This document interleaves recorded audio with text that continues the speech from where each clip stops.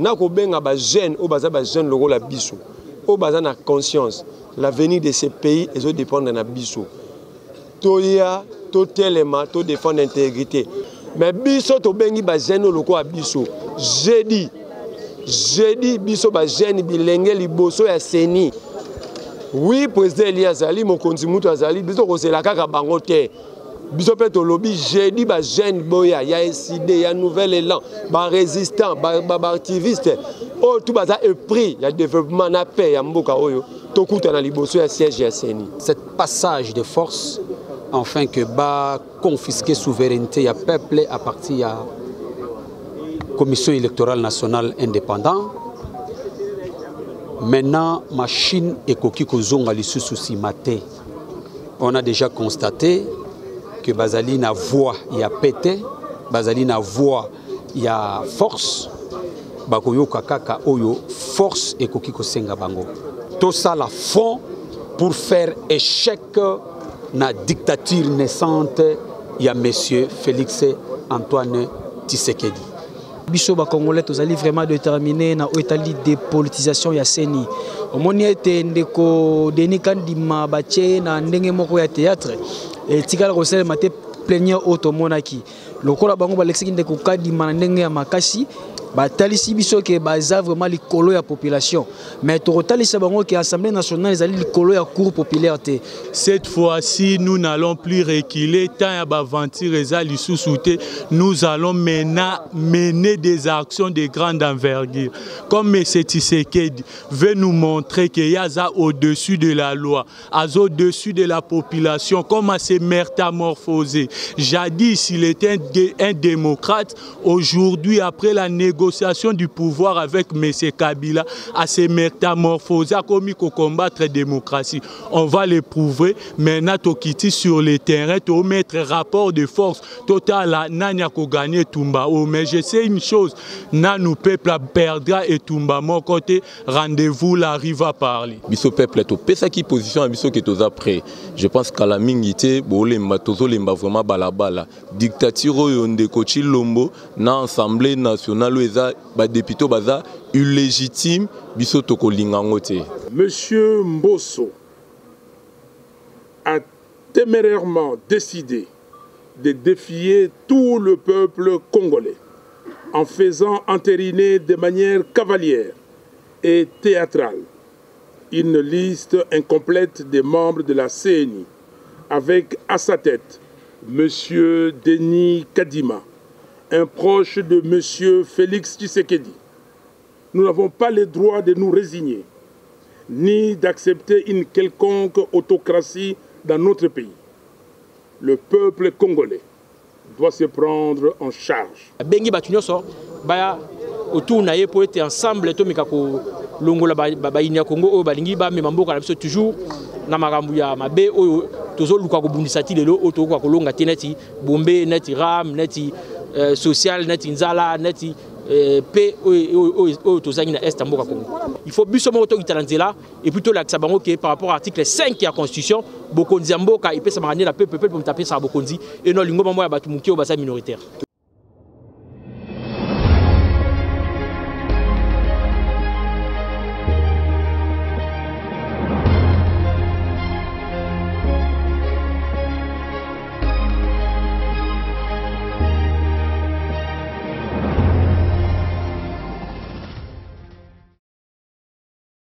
Bandeko Balandi, ya Plus Clair Télévision, la chaîne de vérité. Vous allez belé ba ebozui libaku ya kolanda maman Joël comme mukolo mwalelo.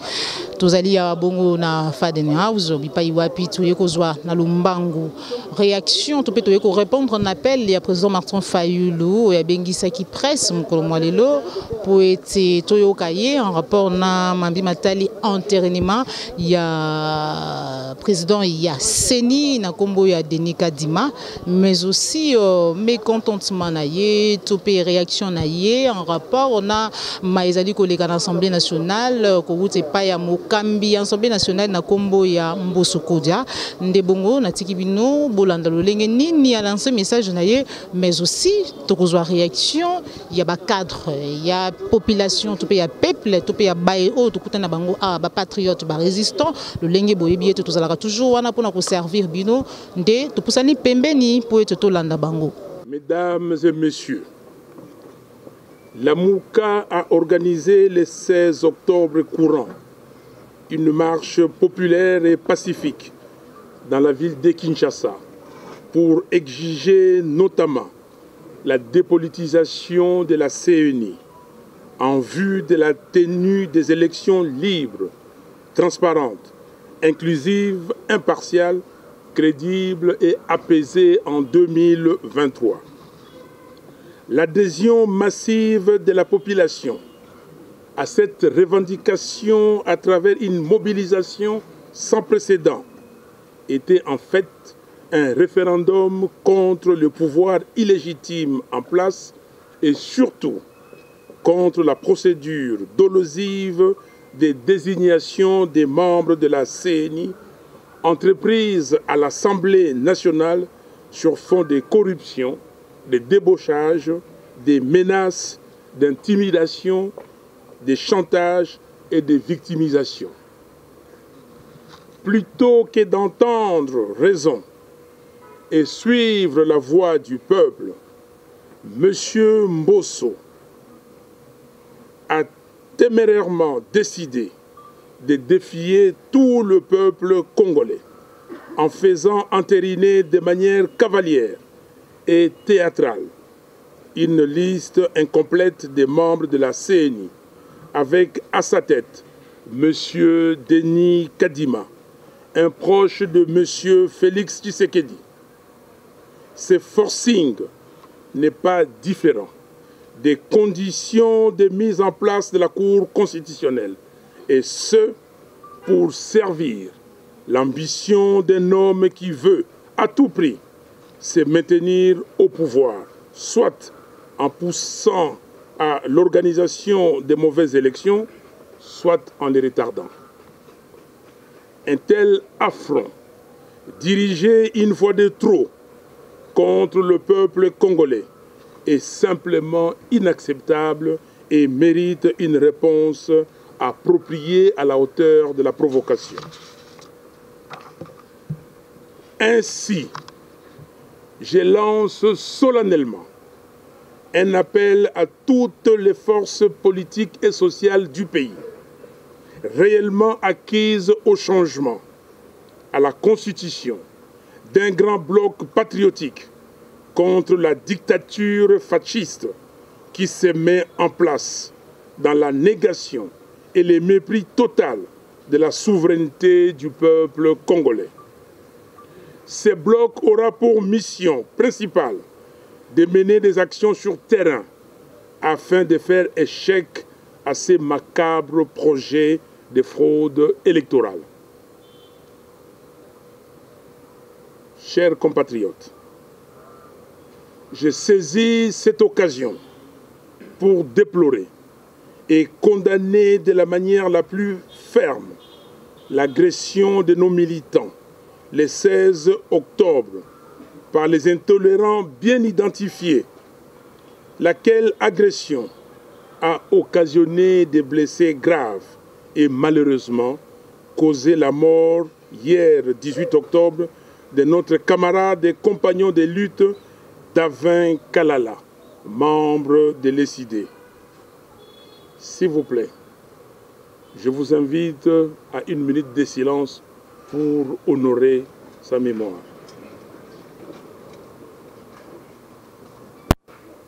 Merci.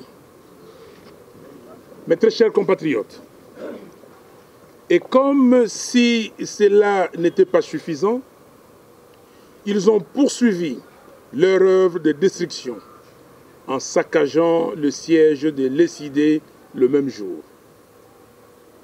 Je prends l'opinion nationale et internationale à témoin et j'attends impatiemment que des enquêtes sérieuses soient menées pour identifier les membres de ces milices privées qui sèment la désolation partout où ils se trouvent, attaquent et tuent paisiblement les citoyens. Comme je l'avais annoncé à la fin de mon adresse lors de la clôture de la marche du 16 octobre, je demande au peuple congolais de se tenir prêt pour de grandes manifestations qui seront organisées sous peu en vue de défendre et faire triompher sa souveraineté. Mes très chers compatriotes, l'histoire de notre pays renseigne qu'à des moments clés de notre marche comme peuple, nous avons prouvé à la face du monde que nous sommes capables de nous prendre en charge pour changer les cours de l'histoire. Rappelez-vous les événements du 4 janvier 1959, la marche des chrétiens du 16 février 1992, la marche du 2 juin 2004, les manifestations de la semaine du 19 au 25 janvier 2015, ainsi que le préavis du 19 septembre 2016. Il n'y a pas d'autre alternative aujourd'hui. Nous devons nous tenir debout pour sauver notre pays. Nous devons sauver le pays. Nous devons sauver l'ordre démocratique fixé dans la Constitution. Nous n'avons pas le droit de nous résigner, ni d'accepter une quelconque autocratie dans notre pays. Le peuple congolais doit se prendre en charge. Que Dieu bénisse la République démocratique du Congo et son vaillant peuple. Je vous remercie.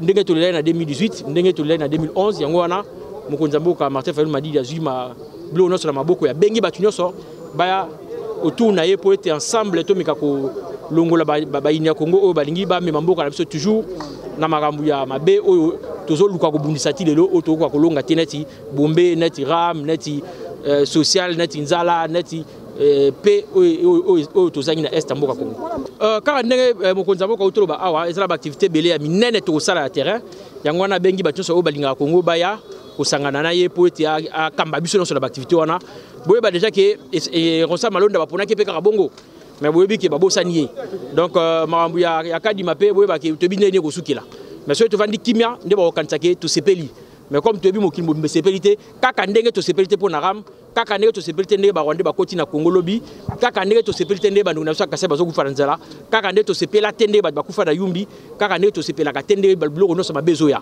il faut biso moko tokita na nzela et puis tolakisa bango ke par rapport à article 5 ya constitution bokonzi ya mboka epesamaka nde na peuple moto apesaka bokonzi eno lingomba moko ya bato moke oyo baza minoritaire ni biso toza bato ya kimia makambo nyonso tosalaka tobukaka te bien ke toleki bango na ebele toleki bango mpe na makasi mais tosalaka kaka effort mpona korespecte biloko oyo eza biso nyonso babengaka res publica mais bomoni bayini ya Congo déjà tant tozoleka babande mwa bitumba bamoni ke toleki na ebele bapolisi bapusi bango mpe mais ere akozonga bandeko na biso oyo bazongaki na nzela ya tianguna oyo bakendaki basalongo bazalaki obija koleka liboso na bango oyo basalaki wana tolobi ke eza biloko toyei kondima te na mboka oyo bato bazo se comporter lokwa bato lokwa bango balingi base comporter lokwa banyama totie bango kaka na maboko ya l'État de manière générale na peuple moko ayeba ndenge akojuge bango ndenge akomema bango na tribunal populaire de la révolution po ete bafutama nyonso ya mabe basali esika bomona na mboka nini équipe oyo ya football na équipe mosusu ekobeta baponi arbitre équipe mosusu ebandi kosala fete avant match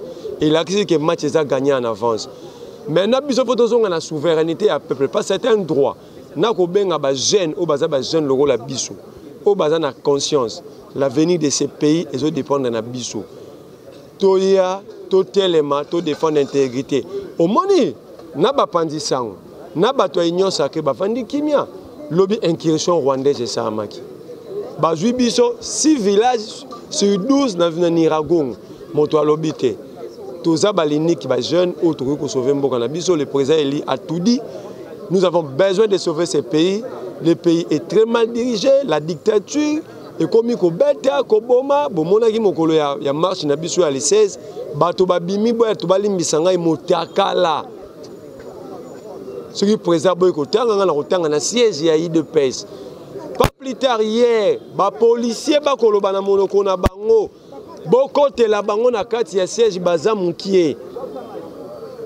Bokote la bango baza mukie. Toko senga na la police, toko senga na bazuzi.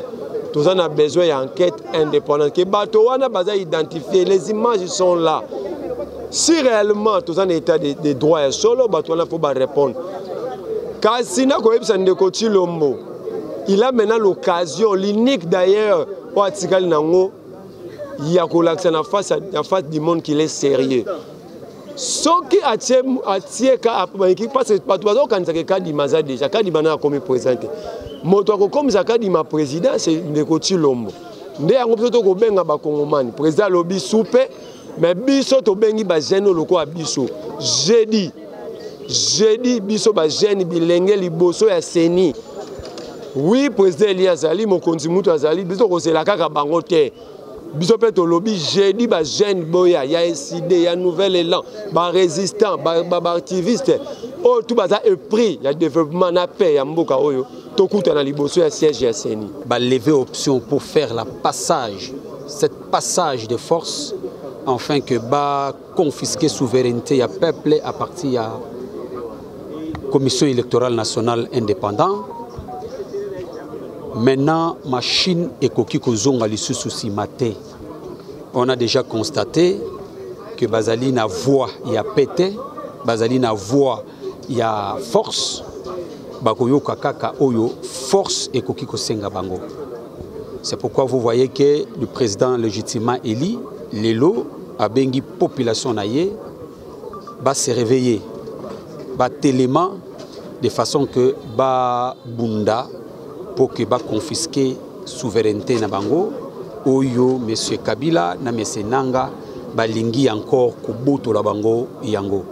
Donc quintessence il y a message ya lelo ezaki pour na sensibilisation ya peuple pour que peuple a se prendre en charge. Et vous le savez que président légitimement élu a lobby incessamment dans des jours à venir et que vous allez pas si loin. Bah marche Kozala, peuple congolais va s'élever pour que a revendiquer ba droit naie et il a fait appel à la mobilisation. Yango moni to bengi bato nyonso, ba organisation politique nyonso, société civile oyo bazali acquise au changement. Tout ça la fond pour faire échec na dictature naissante ya monsieur Félix Antoine Tshisekedi. Ndebino pe bapanzi sango bozala na côté ya peuple pour que biso banso to sunga mboka na biso et que lobby to légué Congo moko meilleur na progéniture na biso oyo bakoya lobby ndenge balobaka. Les hommes passent, mais les institutions restent. Bato bakoleka, pas institution kotikala, mais sengeli na biso toyeba komema mboka petotika mboka na bato oyo bas lobby tango bakoya bakuta mboka ya malamu. Oh, merci beaucoup pour na motuna otuna ngai. Le président Martin Fayulu ndenga otiko sala point de presse naie et biso ba congolais tozali vraiment déterminé na etali dépolitisation ya Seni omoni ete ndeko Denis Kandima bache na ndenge moko ya théâtre et tikala kosel mate plénière auto monaki lokola bango balexiki ndeko Kandima na ndenge ya makasi batalisi biso ke baza vraiment likolo ya population mais to rotalisa bango ke assemblée nationale ezali likolo ya cour populaire te cour populaire ezali biso ba oyo ba kongomani auto bundaka po na souci ya mboka et tolobi boende ko kadima kala ndenge batangi komona na Assemblée nationale akotikala kovanda na bureau wana ya senite biso ba congolais tokozana balabala tokobima pona ko bundisa kombo andeko kadima avanda wana te. Matondo mingi papa. Merci. Les décideurs toujours. Voilà. L'air est grave, bomoni bino nyonso comment to mener ba action pacifique, mais M. Tshisekedi a beau s'incliner na volonté du peuple congolais. Cette fois-ci, nous n'allons plus reculer tant à Bavantir et Zalissousouté, nous allons mener des actions de grande envergure.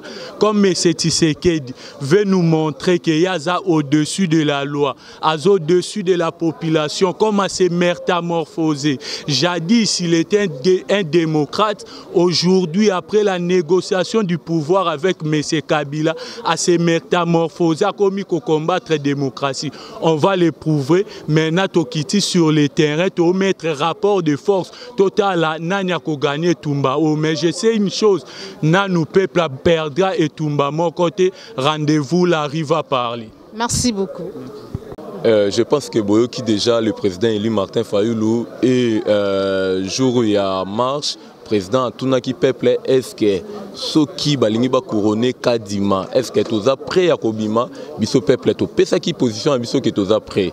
Je pense qu'à la mingité, bolemba tozo lemba vraiment balabala. Dictature yonde kochi lombo na assemblée nationale eza ba député baza illégitime biso to kolingangote. Merci beaucoup Ndeko Daila. Merci vraiment. Voilà, ils ont qui bongo réaction il y a bandeko, ba résistant, ba patriote, ba cadre pe bongo il y a la muka, ndeto kutani bongo bala sima soki nkolo ba télévision, soko sepela ki émission like et partager, soki ezali mbala liboso landa biso ko bosanate ko s'abonner na kati ya la chaîne de vérité. Au revoir.